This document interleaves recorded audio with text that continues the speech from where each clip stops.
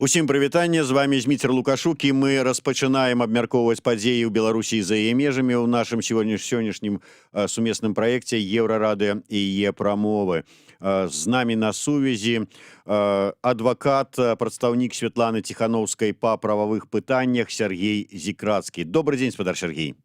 Добрый день, вітаю. Менавіта вось сёння, фактычна гадзіну таму, як мы з вами сустрэліся, у Мінску распачаўся суд над палітзняволенымі Марыяй Калеснікавай і Максімам Знакам. Суд пачаўся за зачыненымі дзвярыма.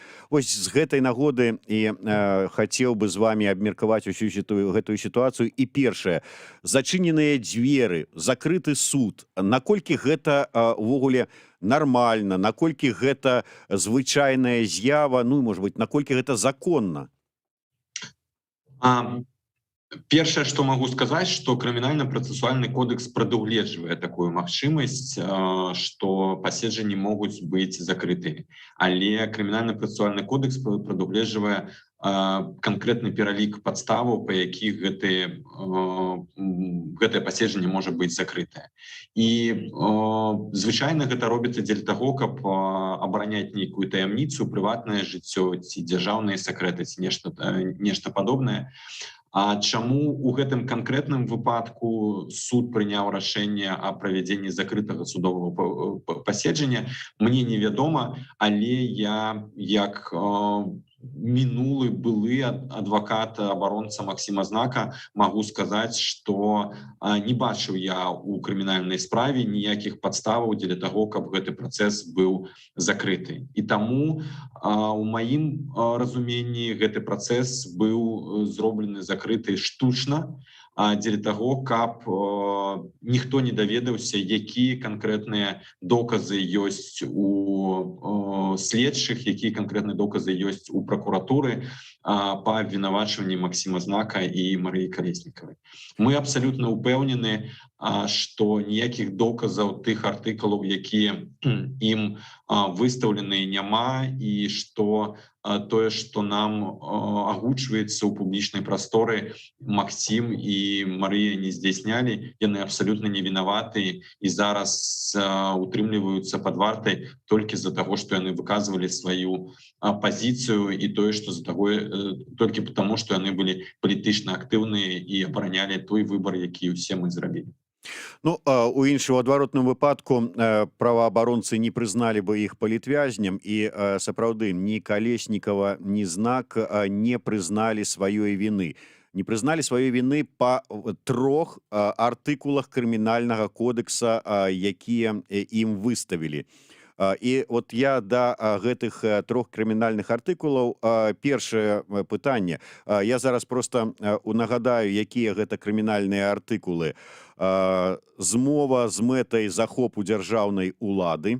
Частка першая артыкула 357. Заклікі да дзеянняў, накіраваных на нанясенне шкоды нацыянальнай бяспецы краіны. Частка 3 артыкула 361 і стварэнне экстрэміскага фармавання. Так вось, можа быць, адзін з гэтых артыкулаў трапляе ці нясе ў сабе тое, што, ну, можа быць, з'яўляецца таямніцай там, ці яшчэ што, і на гэтай падставе. Ну, вот, напрыклад, заклікі да дзеянняў, накіраваных на шкоду нацыянальнай бяспецы. Можа быць, вот нацыянальная бяспека пытання, адпаведна, таямніца, адпаведна, зачыненыя дзверы. Слухайце, ну, я б зараз увогуле не разважаў пра тое, якія легальныя падставы суд выдумаў дзеля таго, каб зрабіць гэтае паседжанне закрытым. Таму што, ну, я магу дадумаць нешта, і мы памятаем кейс Сергея Ціхановскага, які таксама зрабілі закрытым. І фармальная падстава дзеля таго, каб рабіць да гэтага быў кейс Паўла Севярынца, які таксама зрабілі закрытым. І фармальная падстава там часцей за ўсё з-за таго, што быццам бы ў справе ёсць нейкія матэрыялы экстрэмісцкага характару, спасылкі на экстрэмісцкія тэлеграм-каналы ці нешта іншае, і з-за таго, што гэта можа прывесці да распаўсюду экстрэмісцкіх матэрыялаў, яны прымаюць рашэнне правядзення закрытага судовага паседжання. Ну, гэта тое, што кладзецца ў якасці юрыдычнага абгрунтавання, гэта не ўтрымлівае ніякай крытыкі, таму што гэта абсалютнае глупства, нават калі б і былі нейкія падставы дзеля таго, каб скрываць, не распаўсюджваць пэўную частку інфармацыі, можна было праводзіць закрытыя паседжанні часткова дзеля таго, каб агучыць тыя ці іншыя моманты. Але у нашым выпадку, у выпадку Максіма Знака і Марыі Калеснікавай, гэтаксама як і ў выпадку Сергея Ціханаўскага і іншых абвінавачаных па ягонай справе, гэтаксама як і ў выпадку Паўла Северынца, усё паседжанне рабілі закрытымі. І таму абсалютна відавочна, што гэта проста такая спроба схаваць увесь працэс дзеля таго, каб проста людзі не даведаліся тое, што з боку следства сабранае ў якасці так званых доказаў. Спадар Сергей, а у той час, калі вы былі адвакатам Максіма Знака, ці была ўжо на той момант у вас магчымасць азнаёміцца з матэрыяламі справы, якія былі сабраныя на той час? Калі вядзецца следства, следчы ён знайамляе абаронцаў толькі з тымі дакументамі, якія ён лічыць неабходнымі, і тымі дакументамі, якія пряма прадугледжаны ў крымінальным працэсуальным кодексе. Гэта, напрыклад, пратаколы допытаў. Зразумела, што калі абаронца прысутнічае пры допыце, ён знаёміцца з пратаколам і бачыць гэты пратакол. Гэта, напрыклад, пастановы о правядзенні экспертызаў і самі экспертызы, якія робяцца падчас следства. З такога кшталту дакументамі абаронцы знаёмяцца, і адпаведна, што з падобнымі кшталту дакументамі я таксама, як абаронца Максіма Знака, знаёміўся. І я магу сказаць, што з тых дакументаў, якія я бачыў у матэрыялах справы, я не бачыў ніводнага доказа таго, што Максім здзейсніў тыя ўчынкі, якія следства лічыць, за якія следства лічыць неабходным яго пакараць. Ну, вы буквально зараз апярэдзілі маё пытанне. Я просто менавіта гэта хацеў испытацца, што вот, там прыкладу, калі ўзяць артыкул, па якім яго абвінавачваюць, ну, да прыкладу, змова з мэтай захопу дзяржаўнай улады, то вот у тых дакументах, якія у вас была магчымасць пабачыць, вось былі нейкія ўсё-такі доказы, што Знак вот рыхтаваўся сапраўды захапіць уладу, там ужо там ўсё для гэтага рыхтаваў.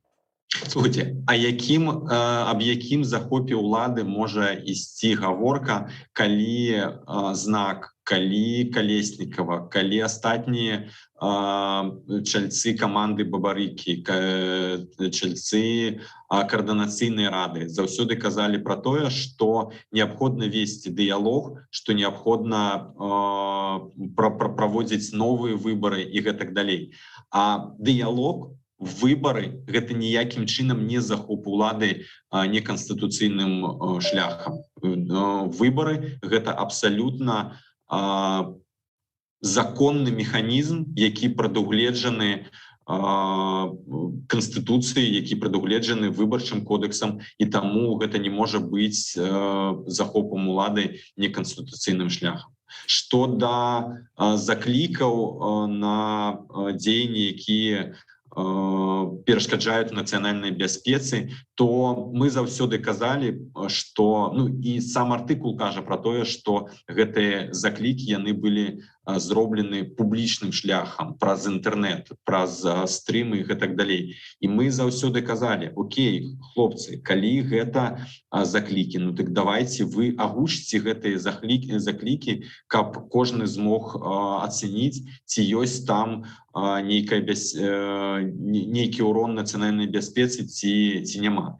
Але гэтыя заклікі дагэтуль не агучаны, і больш за тое, заўсёды тыя абвінавачванні, якія прад'яўляліся Максіму Знаку, прынамсі на той момант, пакуль я быў ягоным абаронцам, яны не ўтрымлівалі канкрэтных цытатаў. І мы заўсёды казалі, як можна абвінавачваць асобу ў здзяйсненні нейкіх дзеянняў, і пры тым, што гэтыя дзеянні, якія яму ўмяняюцца, тычацца заклікаў, як яму можна вмяняць гэтыя дзеянні, калі канкрэтных заклікаў нам у пастанову аб прыцягненні яго ў якасці абвінавачанага не пакладзена. Ну і я думаю, што зноўку вяртаючыся да пытання закрытага судовага паседжання, менавіта дзеля гэтага, менавіта з-за таго, што ў іх няма ніякіх доказаў, менавіта з-за таго, што абвінавачванне не канкрэтызаванае, яны і робяць гэты працэс закрытым. Таму што ў адкрытым судовым працэсе ўсё было бачна адразу пасля агучвання абвінавачвання, што гэта ўсё абсалютна надумана, і Макс і Маша не здзяйснялі тыя дзеянні, якія ім спрабуюць павесіць. Ну, сапраўды, пасля таго, як неяк прагучалі, я ўжо не памятаю, ад каго з чыноўнікаў словы наконт Ціханаўскага пра тое, што ён хацеў захапіць уладу праз удзел у выбарах, ну так ці там змяніць канстытуцыйны лад праз удзел у выбарах, і гэта віна. Ну так выбары для таго і прызначаюцца, каб там змяніць уладу праз выбары, ці нейкі канстытуцыйны лад памяняць праз выбары, праз рэферэндумы, гэта ўсё. Пасля гэтага вот усе гэтыя выстаўленні, артыкулы наконт захопу улады, ну неяк апроч усмешкі нічога не выклікаюць. Я зараз да іншага. Ўсё ж такі, спадар Сергей, відавочна, што я таксама пагаджуся з вами, што ўсё гэта зроблена для таго, каб людзі не пабачылі, не пачулі, тыя, у каго атрымаецца прыйсці ў залу суда, не пачулі, што ўся справа шыта белымі ніткамі, што доказаў няма, і гэтак далей, і гэтак далей. Але у мяне такое ўражанне, што зараз беларускаму рэжыму абсолютно абыякова, што там падумаюць нехта, беларусы, грамадства, ці міжнародная супольнасць, ну, убачыць, што няма ніякіх доказаў. Ну і хай сабе бачуць, нам это абсолютно ўсё адно. І вот з гэтага пункту гледжання нейкая ўсё ж такі ці магла прысутнасць людзей паўплываць на тое, як ідзе судовы разгляд? Я думаю, што беларускаму рэжыму не ўсё адно. Калі б беларускаму рэжыму было б усё адно, яны б не рабілі гэтыя працэсы закрытымі. Калі б беларускаму рэжыму было б не ўсё адно, яны б не знішчалі адвакатуру, яны б не знішчалі незалежныя медыа, яны б не рабілі тыя рэпрэсіі, якія яны робяць зараз. І таму відавочна, што рэжыму не ўсё адно. І мы мусім разумець, што рэжым гэта нешта агульнае, але ён складаецца з канкрэтных асобаў, якія здзяйсняюць канкрэтныя дзеянні. І гэтыя асобы, гэта канкрэтны суддзя, які прыйдзе ў працэс, гэта канкрэтны пракурор, які будзе прад'яўляць гэта абвінавачванне, і гэта канкрэтныя следчыя, якія ўдзельнічалі у гэтых справах. І суддзя, і пракурор, і следчыя, яны звычайныя людзі, якія жывуць у звычайных дамах, якія маюць суседзяў, родных і гэтак далей. І менавіта дзеля таго, каб родныя, сваякі, суседзі гэтых людзей не пабачылі тое, што гэтыя людзі робяць злачынства, калі яны выносяць неправасудныя прысуды, калі яны шыюць гэтыя справы, менавіта дзеля гэтага і робяцца гэтыя закрытыя судовыя паседжанні. Таму мы тут можам казаць пра два аспекты. Першы аспект — гэта рэжым, агулам, якому можа быць і все адно, але ёсць іншы аспект канкрэтных асобаў, якія здзяйсняюць канкрэтныя дзеянні. Вось гэтым асобам не ўсё адно. І мне падаецца, што вось гэта яшчэ дае пэўную надзею, што ў нас нешта зменіцца. Таму што у гэтых асобаў усё ж такі яшчэ ёсць пэўнае сумленне, і яны разумеюць, што яны робяць неправільныя рэчы, што яны робяць незаконныя рэчы, а часам яны робяць злачынства. І таму яны і таму як бы той факт, што яны гэта спрабуюць схаваць, гэта дае надзею, што яны ўсё ж такі зменяцца і ў пэўныя сітуацыі перастануць падтрымліваць гэты рэжым і перастануць здзейсняць тыя дзеянні, якія яны зараз здзейсняюць. Наша глядачка ці глядач пад нікам Дженелін Д пагаджаецца з вами у тым, што няма ў іх ніякіх доказаў. Гэта зразумела, таму і закрыты суд, і, як кажуць, усе разумеюць. Роман Некст піша: хопіць шукаць законнасць у гэтай краіне, гэта няўдзячная справа. І вось я пра неўдзячную, можа быць, справу, працу неўдзячную. Адвакат у гэтай усёй сітуацыі. Ці ёсць сёння у адваката магчымасць давесці невінаватасць свайго падабароннага? От у гэтых умовах, вот як вам бачыцца магчымасці працы на працэсе над знакам і Калеснікавай?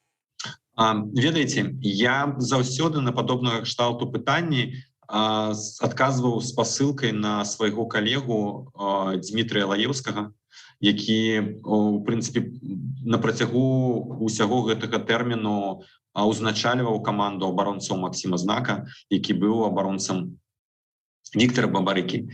Дык вось Лаеўскі заўсёды казаў, што адвакат мусіць выкарыстоўваць усе законныя шляхі дзеля абароны свайго кліента. І так, насамрэч, на сённяшні момант права ў нас не працуе. І частка шляхоў, частка інструментаў, якія мы маем, якія прадугледжаны крымінальным працэсуальным кодэксам, яны не даюць нам магчымасці абараняць нашага кліента. Але у нас засталіся іншыя інструменты, іншыя рычагі, і гэтыя рычагі, інструменты трэба выкарыстоўваць. Аднім з такіх інструментаў з'яўляецца інфармацыя. Гэта давядзенне таго, што адбываецца у судовым паседжанні, таго, што адбываецца ў крымінальнай справе да грамадскасці. І, на мой погляд, гэта вельмі істотна. Нават у той сітуацыі, калі абаронцы далі падпіску аб неразгалошванні інфармацыі. Нават у той сітуацыі, калі абаронцы удзельнічаюць у закрытым судовым паседжанні і не маюць права размаўляць канкрэтна пра дэталі гэтых судовых паседжанняў. Яны маюць права даносіць да грамадства раз за разам тое, што іх падапечныя, яны не вінаватыя, і у матэрыялах справы няма ніякіх доказаў вінаватасці гэтых асобаў. І я думаю, што вось такая галоснасць, гэта вельмі істотна, і гэта абавязкова трэба выкарыстоўваць. І у сітуацыі, калі крымінальны працэсуальны кодекс не працуе, хутчэй за ўсё, гэта амаль што асноўны інструмент, які мусіць выкарыстоўваць адвакат дзеля таго, каб абараняць свайго падапечнага. Ведаеце, такое ўражанне, што адвакат зараз адна з самых такіх рызыкоўных прафесій, у тым сэнсе, прынамсі, каб згубіць працу. Калі ты займаешся палітычнай справай, ось ваша гісторыя, Лаеўскага, іншых адвакатаў. Вы, дарэчы, я прыгадываю гісторыю, што у нас была з вами падпісаная дамова, што вы будете мяне абараняць, калі раптам што. Вас пазбавілі ліцэнзіі. Мы падпісалі дамову з іншым адвакатам, і калі мяне выклікалі ў следчы камітэт, мы з адвакатам ішлі. Я кажу: не баіцеся таго, што хутка і ў вас адбяруць ліцэнзію з-за таго, што такімі журналістамі незалежнымі займаецеся абаронай? От, і ён кажа, што так а я чакаю з хвіліны на хвіліну, са дня на дзень, што гэтым всё і закончыцца. Так і здарылася. Майго наступнага адваката таксама адабралі ў хуткім часе ліцэнзію. Я да таго, што ўсё ж такі вот самі ўмовы, у якіх сёння працуюць адвакаты, вот як бы вы іх апісалі? Ну, глядзіце, я б не казаў, што адвакат самая рызыкоўная прафесія, таму што, на шчасце, пакуль што адвакатаў не кідаюць за краты. Калі мы не будзем казаць пра кейс Максіма Знака і Іллі Салея, то пакуль што сярод адвакатаў няма палітзняволеных. У параўнанні, напрыклад, з журналістамі, я думаю, што адвакаты гэта не такая рызыкоўная прафесія, як журналісты. І мы бачым шмат іншых прыкладаў, калі людзей, які выказвалі сваю пазіцыю, іх проста кідалі за краты. Таму калі параўноўваць перспектыву пазбавіцца прафесіі, пазбавіцца ліцэнзіі і перспектыву пайсці за краты, ну, дык адвакаты яшчэ мала чым рызыкуюць. І таму яны ўсё ж такі працягваюць працаваць і працаваць на карысць тых кліентаў, дзеля якіх яны працуюць. Што да ўмоваў, то так, канешне, умовы даволі дрэнныя, і уся гэтая сітуацыя, яна вельмі дрэнна адлюстроўваецца на псіхалагічным стане адвакатаў, таму што з аднаго боку яны бачаць, што не працуе права, з іншага боку яны бачаць ціск з боку органаў адвакацкага самакіравання, мае на ўвазе старшыняў адвакацкіх калегіяў, ціск з боку Міністэрства юстыцыі. З трэцяга боку яны бачаць вось гэтыя новыя змены ў закон аб адвакатуры, які цалкам скасоўвае незалежнасць адвакатуры. І таму псіхалагічны стан сённяшніх адвакатаў, ён не самы лепшы. Але ў любым выпадку ніхто не казаў, што гэты шлях ён будзе лёгкі. Мы пачалі гэты шлях больш за год таму, летам 2020 году. Мы абараняем той выбар, які мы зрабілі. І, ну, слухайце, мы жылі 26 год і спрабавалі не звяртаць увагі на тое, што адбываецца ў гэтай краіне. Ну, адпаведна, мы мусім яшчэ пэўны час прайсці праз сабе, праз тыя складанасці, дзеля таго, каб абараніць сваю перамогу і дзеля таго, каб пачаць жыць у новай Беларусі. Але тым больш салодкай будзе гэтая перамога. Так, зараз складана. Мы працуем на апошніх высілках, але у нас ёсць сілы, мы пройдзем гэты шлях, і перамога будзе вельмі салодкай. Некалькі тыдняў таму адзін з вашых калегаў-адвакатаў у Фейсбуку выклаў цікавы допіс пра тое, як ён адмыслова залез пашукаць, як была справа з незалежнай адвакатурай у нацысцкай Германіі ў 30-е гады. І дзіўныя паралелі высветліліся, што фактычна як дзейнічаў Адольф Гітлер і яго партыя у 30-е гады ў Нямецчыне, так фактычна выглядае дзейнічаюць і беларускі рэжым. У вас такое ж самае ўражанне ці не, ці вы не пагадзіцеся? Да, я чытаў гэты допіс. Міша зрабіў класную працу і вывучыў гэтую тэму, і цудоўна, што ён данёс гэта да грамадскасці. Прычым ён зрабіў класна, што ён нават не праводзіў ніякія паралелі. Ён проста напісаў пра тое, як гэта было у гітлераўскай Германіі. Кожны паралелі праводзіць самастойна, але яны цудоўна самі праводзяцца. І мы бачым, што тое, што было тады з судовай сістэмай, тое, што было тады з адвакатурай, з юрыстамі, яно вельмі падобнае на тое, што адбываецца зараз. Але гэта не толькі да адвакатаў. Мы можам паглядзець і іншыя сферы грамадскасці, мы можам паглядзець на стаўленне да працоўнага руху, мы можам паглядзець на стаўленне да свабоды выказвання сваіх думак, і мы бачым, што паралелі можна праводзіць амаль у кожнай сферы нашага жыцця. На жаль, гэта так. Беларусь сённяшняя вельмі падобная на Германію часоў Гітлера. Але Германія часоў Гітлера яна сышла. І зараз Германія гэта крутая дэмакратычная краіна. І я абсалютна ўпэўнены ў тым, што і беларусы здольныя змяніць сітуацыю, і той рэжым, які існуе зараз, ён таксама сыдзе. І будзе ў нас таксама цудоўная дэмакратычная краіна. Да, ну ось Константин Ковалёў пытаецца, калі адвакаты выйдуць на страйк супраць папрання іх правоў. Ну, от, тое ж самае можна, дарэчы, спытацца у настаўнікаў, да прыкладу. Калі яны выйдуць? Так і тут.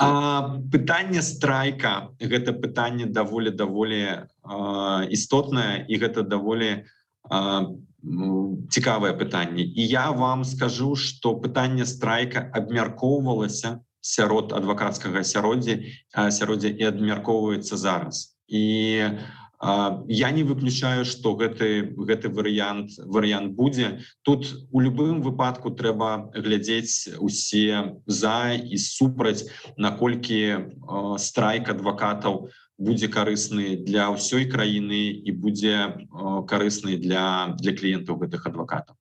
Таму тых, хто задае гэтае пытанне, магу ўпэўніць, што гэтае пытанне абмяркоўваецца, што гэтае пытанне ёсць у парадку дня.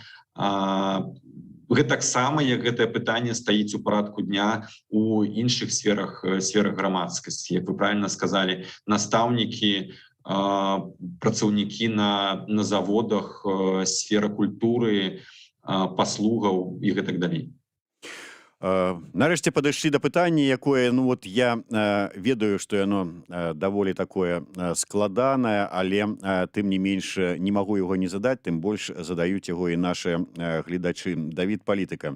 Якой у гаспадара Сяргея асабісты прагноз на вынікі суда і тэрмін, які прысудзяць Марыі і Максу, улічваючы мацнейшую юрыдычную экспертызу Макса. Ну, я так разумею, што хацелі сказаць, што мацнейшую юрыдычную падкаванасць Максіма. Я б не рабіў ніякіх прагнозаў адносна прысуду.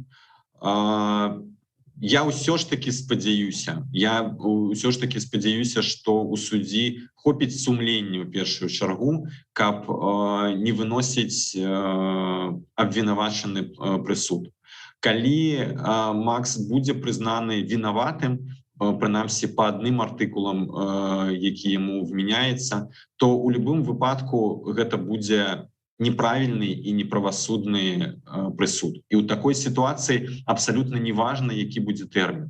Палова гады, год, 2, 10 ці 12. Любы прысуд, па якім Максім і Марыя будуць прызнаныя вінаваты, гэта не той прысуд, які задаволіць абарону Максіма Знака, і гэта не той прысуд, які задаволіць грамадскасць.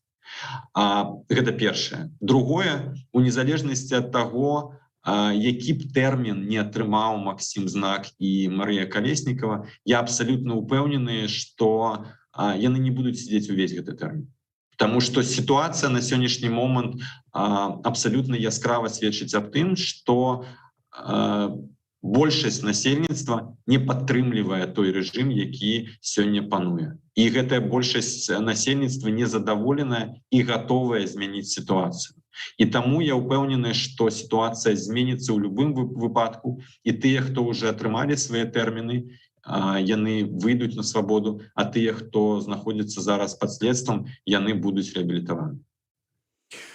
Я б хацеў яшчэ троху, можа быць, такога, ну, я не ведаю, лірычнае адступленне, як бы кажуць. Ўсё ж такі вы былі добра знаёмыя з Максімам Знакам, калегі, адвакаты, і раней былі з ім знаёмыя. І, можа быць, першае, ўсё ж такі, Наколькі Максім быў, ну, можа быть, наколькі для яго стала нечаканасцю вось такі паварот у яго лёсе, што адвакату спатрэбіўся адвакат. Я б зараз не казаў, наколькі гэта было нечакана канкрэтна для Максіма. Гэта ягонае ўнутранае адчуванне, і я асабіста з ім гэта ніколі не абмяркоўваў. Я б сказаў, што ў прынцыпе ўся тая сітуацыя, якая склалася, яна была нечаканай для большасці насельніцтва. Абсалютная большасць насельніцтва не была падрыхтаваная да таго, што рэпрэсіі будуць настолькі жорсткімі, што тысячы людзей пройдуць праз Акрэсціна, будуць збітыя, згвалтаваныя і потым будуць лячыцца ў шпіталях даволі доўга, што больш за 600 асобаў будуць скінутыя за краты і будуць прызнаныя палізняволенымі. І гэта толькі тых, каго праваабаронцы паспелі прызнаць палізняволенымі, але мы цудоўна разумеем, што значная большая колькасць людзей знаходзіцца зараз за кратамі па палітычных артыкулах.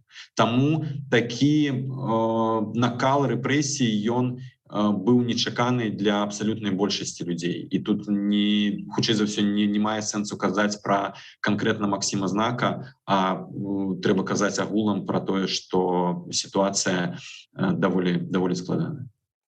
Але і пра самого Максіма.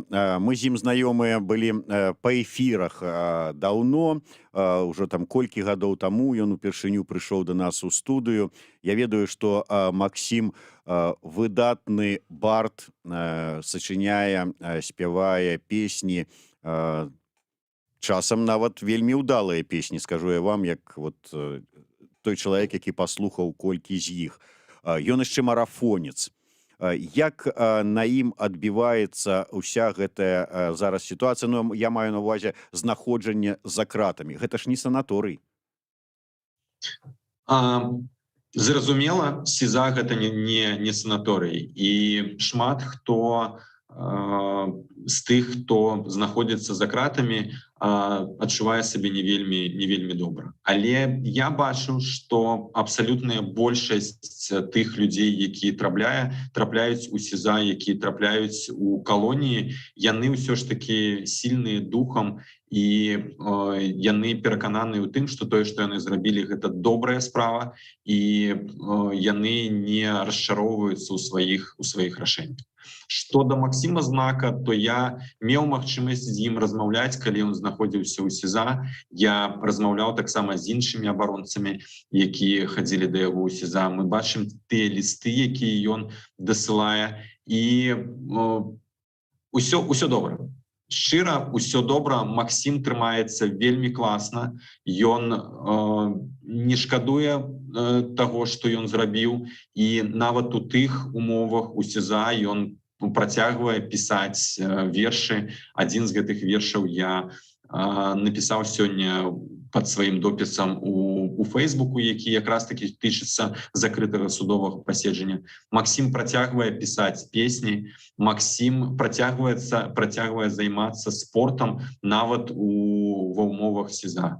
Таму, што да Максіма, то з ягоным псіхалагічным станам усё добра, і я ўпэўнены, што ў яго яшчэ хапае эмоцый, каб гэта ўсё вытрымаць. Нездарма ён марафонец, і ён прызвычаны да такіх доўгіх працэсаў, доўгіх дыстанцыяў, і ён вытрымае. Дзякуй вялікі. Ну да, апынулася, што ўсё гэта марафон, і не ўсё так проста, як хацелася б нам, вырашаецца з лёсам і нашым, і нашай краіны. Ну, але спадзяемся, што сапраўды, вось як гаспадар Сергей сказаў крыху раней, верым у тое, што колькі б не прысудзілі, увесь гэты тэрмін сядзець не будуць ні Максім Знак, ні Марыя Калеснікава, ні Віктар Бабарыка, ні ўсе астатнія палітвязні, і тыя, каго не прызналі, можа быць, палітвязнямі, тыя невядомыя людзі, якія таксама пацярпелі за свае за сваю пазіцыю, за свае меркаванні. Дзякуй вялікі. Я нагадаю, што з намі на сувязі Дякую вам. быў прадстаўнік Святланы Ціханаўскай па прававых пытаннях Сергей Зікрацкі. Зміцер Лукашук працаваў для вас з варшаўскай студыі Еўрарадыё. Слухайце і глядзіце нас.